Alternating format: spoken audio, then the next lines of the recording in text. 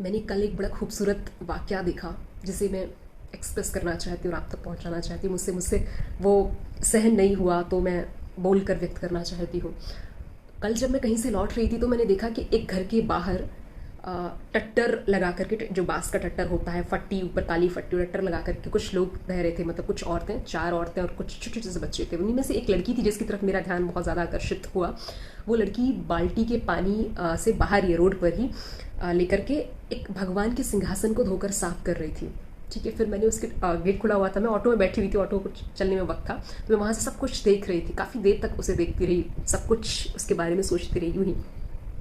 तो मैंने देखा कि उसने अपने उसी टट्टर में भगवान का एक सुंदर सा सिंहासन रखा है और उसके नीचे प्रॉपरली जो कलरफुल वाली जो पन्नी होती है उसको लगाया है और भगवान के कपड़े धो रही है, भगवान को धो करके साफ़ कर रही है और भगवान के सिंहासन को अपने किसी कुर्ते से बार बार ऐसे करके पोंछ के पूरा साफ़ कर रही है। तो ये सारा प्रोसेस जो था, इस सारी प्रोसेस में वो जो खुद थी, उसके चेहरे का सुकून, वो शांति, वो बयां नहीं कर सकती मैं। तो वो जो ये सब कुछ कर रही थी, उसमें जो बड़ी खास सी बात थी जिसने मेरा ध्यान बहुत ज़्यादा उसकी तरफ खींचा, वो ये थी कि वो इतनी शिद्दत, मासूमियत, शांति, सुकून से अपने काम को किए जा रही थी। उसकी उम्र महज 15 से 16 साल होगी। पहले प्यार से सिंहासन साफ़ करती है, फिर भगवान जी को साफ़ करती है, भगवान के कपड़े साफ़ करती है, सिंहासन को अपने किसी कुर्ते से बार बार रगड़ रगड़ के पोंछ के साफ़ करती है, फिर भगवान को अच्छे से सजाती है।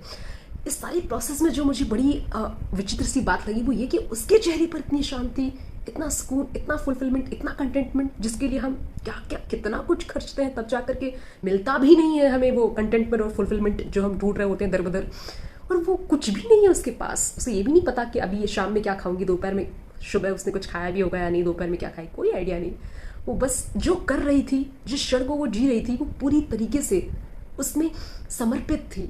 उसे देखकर मैंने उसके लिए बस दुआ मांगी, भगवान इसे सब कुछ देना, वो आपकी इतनी सेवा कर रही है, उसकी हर मनोकामना को आप पूर्ण करना, सब कुछ सुनना।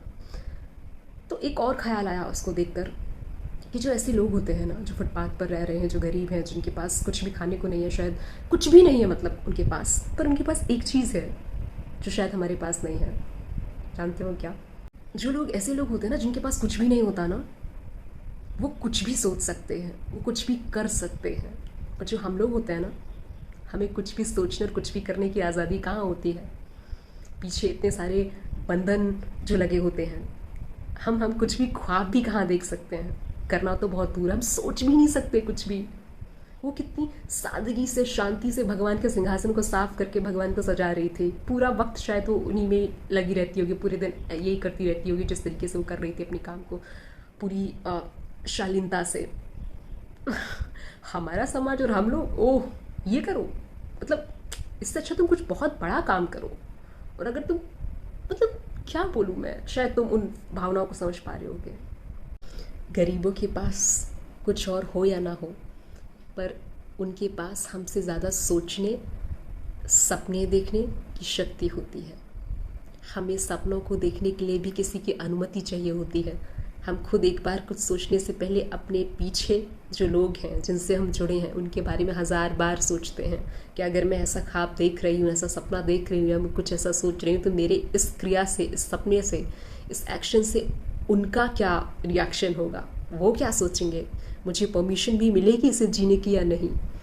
हम शायद थोड़े से कैद हैं और वो थोड़े से आज़ाद हैं। बस हम में और उनमें इतना सा ही फ़र्क है कि वो कुछ भी सोच सकते हैं, कुछ भी करने की आज़ादी है उनके पास। हमारे पास कुछ भी सोचने और कुछ भी करने की आज़ादी नहीं है और शायद कभी होगी भी नहीं। हम बंधन में ही रहेंगे, हमेशा कैद।